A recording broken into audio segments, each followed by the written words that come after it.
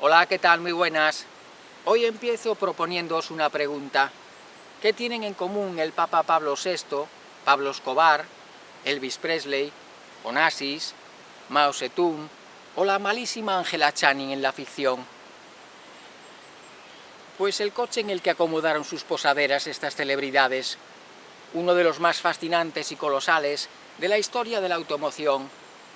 Si en los años 60 conducir en España un SEAT 600 era lo más habitual y todo un logro, el otro 600, presentado hace ahora 60 años, se situaba en lo más alto de la producción mundial por tecnología, equipamiento, precio, tamaño y capacidad de representación. Veamos cómo era el 600 de Mercedes a través de un documento igual de único, un catálogo comercial, publicado nada más y nada menos que en castellano.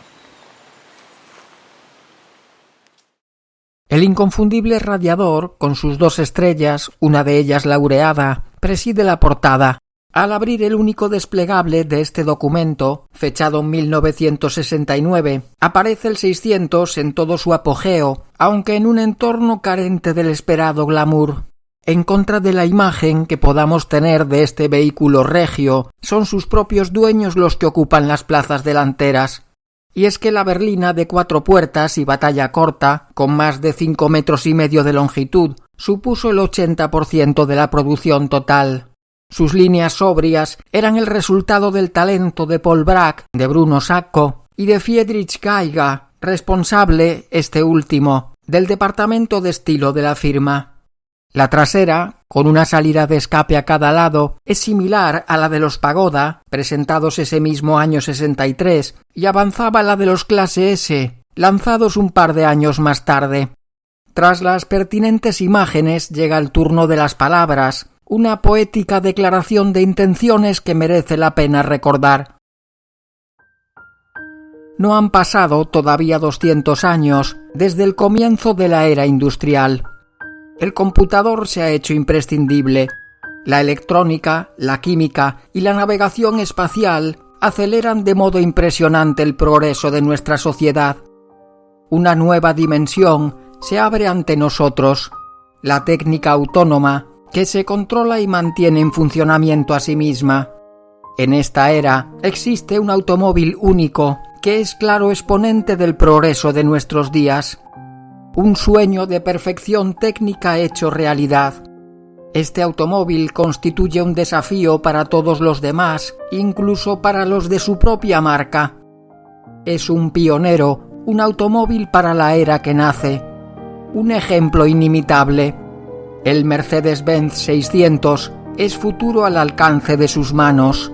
Los sistemas automáticos, electrónicos e hidráulicos son fórmulas para el año 2000.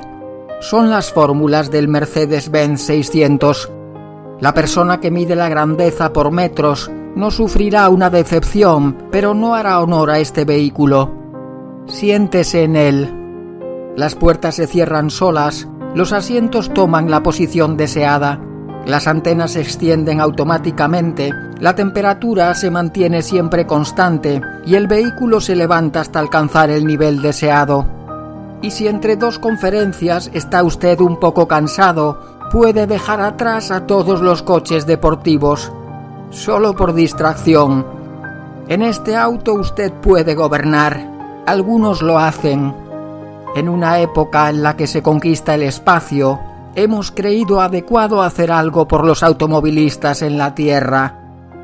Todos estos buenos propósitos se convierten en una realidad absolutamente tangible a través de una técnica de vanguardia.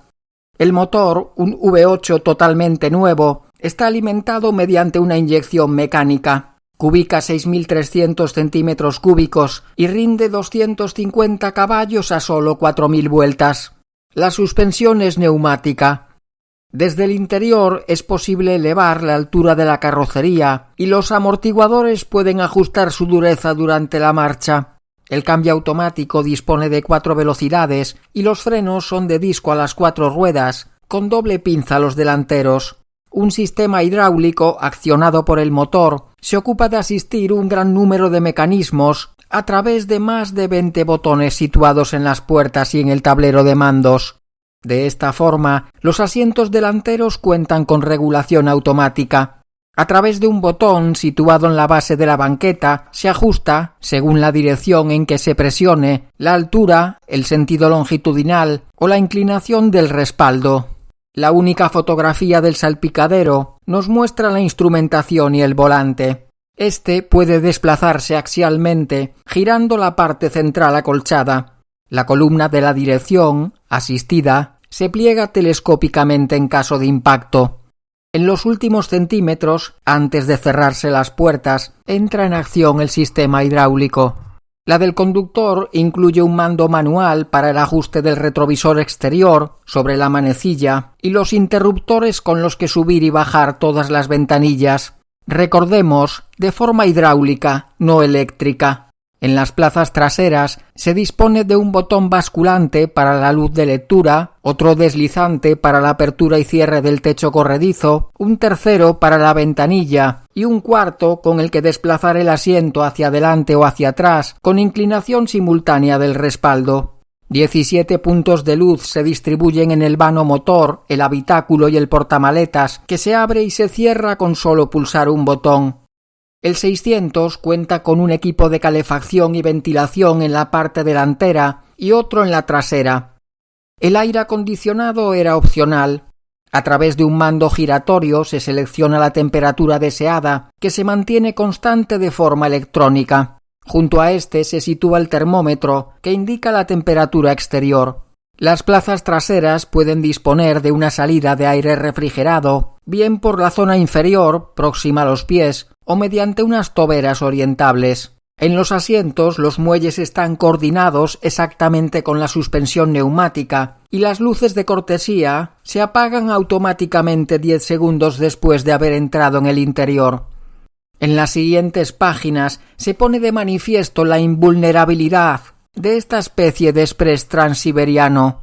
La carrocería monocasco cuenta con zonas de deformación programada, según patente propia, de manera que absorban la energía liberada en el choque. Las cerraduras, con las famosas espigas, son las habituales de la casa, indispensables a la hora de salvar las vidas de unos usuarios tan ilustres. Porque este prodigio de la ingeniería se fabrica a medida y sobre pedido. Se produce en una cadena de montaje para él solo, aunque en gran parte se fabrica a mano. Se tienen en cuenta incluso los deseos menos comunes. Hasta suministraríamos un tapizado verde césped con alfombrillas de color rosa, podemos leer. Todo menos poner en riesgo la seguridad constructiva ni modificar la estética.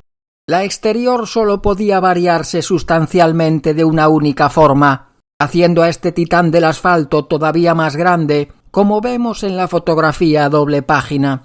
La llave del gran Mercedes es distinta a la de cualquier otro automóvil.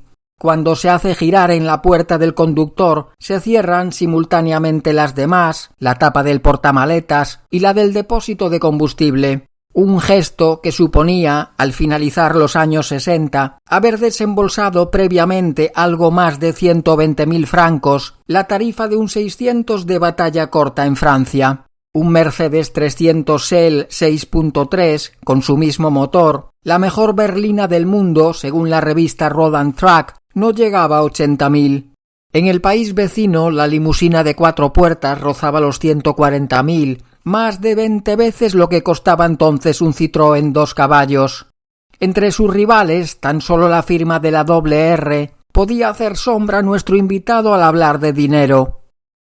Un Rolls-Royce Silver Shadow, provisto de un motor del mismo cubicaje, pero mucho más veterano, como el resto de su técnica, se vendía un poquito más caro que el 600 estándar, al rozar los 124.000 francos.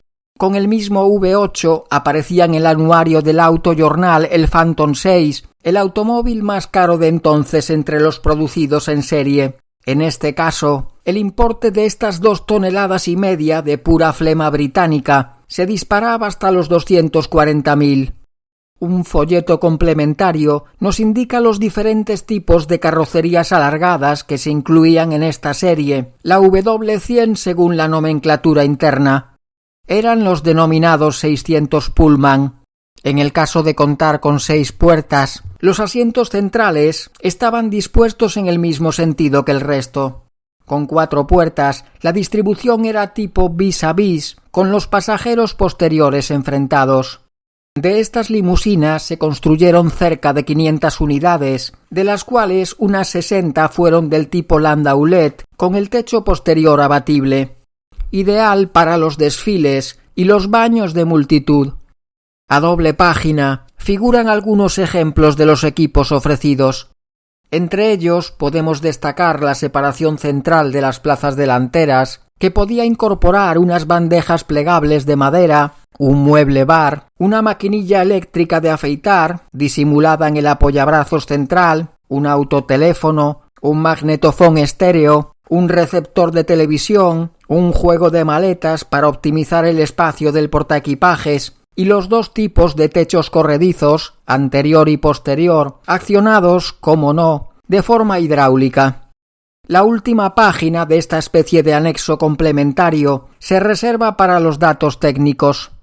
Para la velocidad máxima se declara algo más de 205 km a la hora. El consumo de combustible es de unos 18 litros cada 100 kilómetros recorridos, circulando, eso sí, a una velocidad constante de 110 por una carretera plana, más un 10%.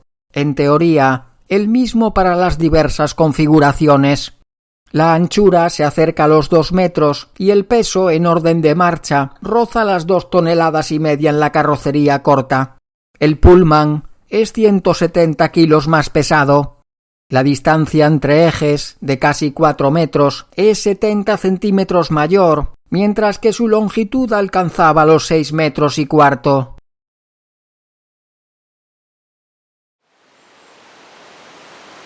De este coche apoteósico y mayúsculo se fabricaron algo más de 2.600 unidades hasta 1981. Volverá algún día al canal el coche de David Bowie, Eric Clapton, Janis Joplin, 3 de cada 4 Beatles y toda una pléyade de dictadores mundiales. Quizá. Muchas gracias como siempre por vuestro cariño y por vuestra pasión. Adiós.